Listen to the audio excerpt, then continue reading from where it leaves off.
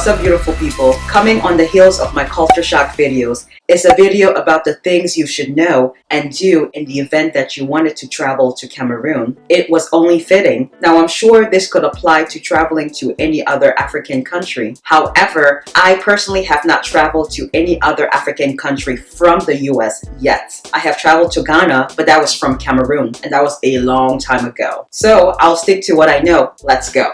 The first thing you'll need is an up-to-date passport and a round-trip plane ticket. That's a no-brainer. You'll also need a visa. To get one, just type into the Google search bar, Cameroonian visa for US citizens. Like, nah, just kidding. But I mean, that's one option. Option 2 is visiting the website CameroonEmbassyUSA.org. That's CameroonEmbassyUSA.org to get all the information you need. Option 3, if you happen to live in the Washington, D.C. area, because that's where the Cameroonian embassy is located in Washington, D.C., you could call ahead and make an appointment if you prefer that person-to-person interaction. Or if there's a Cameroonian consulate close by, you could go there too. Point number 3, and this is very important, your shots. A yellow fever shot is required. Now, I remember it being around $140 to $160. You can visit your local Walgreens, CVS pharmacy, or your closest medical clinic to arrange that. Now, if you want it to be more safe, especially if it's your first time traveling to Africa, I highly recommend that in addition to your yellow fever shot, you also get a hepatitis A and B, typhoid fever, meningitis, and a tetanus shot. That is, if you're not up to date on those. You will also need a malaria prevention medication. It's the tropics after all, and there are mosquitoes. And I believe you could get those over the counter, but of course, do your research and consult your doctor first. And this goes without saying, if you follow a specific diet and you're prone to upset stomach, if you stray away from that diet, you should not drink the water unless it's bottled. That's point number 4, which goes hand in hand with not eating uncooked food. Things like sushi and salad is a big no-no. See, I'm from there, but even I can't eat uncooked food since I've been out of the country for a while.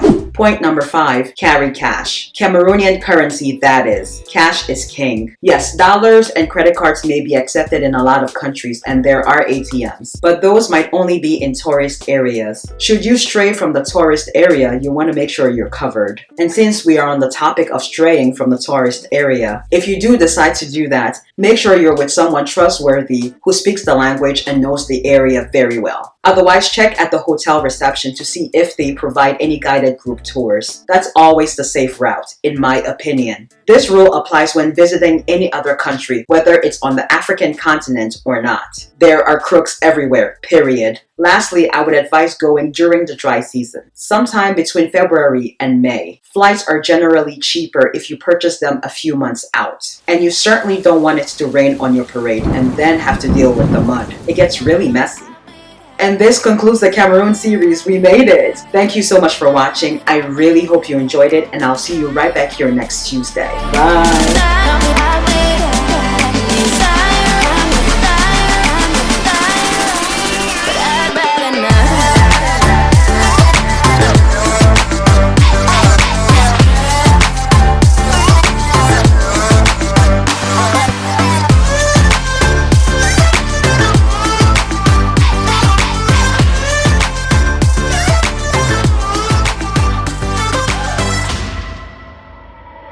No talking when I'm by